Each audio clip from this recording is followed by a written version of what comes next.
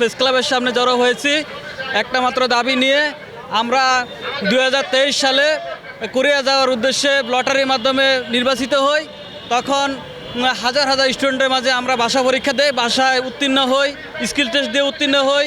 তারপর আমাদেরকে কোরিয়া যাওয়ার জন্য রোস্টারভুক্ত করে মেডিকেল করে আমরা দীর্ঘ অপেক্ষা করার পরও আমাদের ফাইল বাংলাদেশের অনেক অনিয়ম দুর্নীতির কারণে আমাদের ফাইলগুলো কোম্পানিতে যায় নাই এবং আমাদের বাংলাদেশে আমার মতো হাজার হাজার তরুণ এখন কোরিয়াতে যেতে না পেরে তারা বেকার সমস্যায় ভুগছে, অর্থকষ্ট ভুগছে, অনেকে চাকরি বাকরি হারাইছে এই পথে এসে।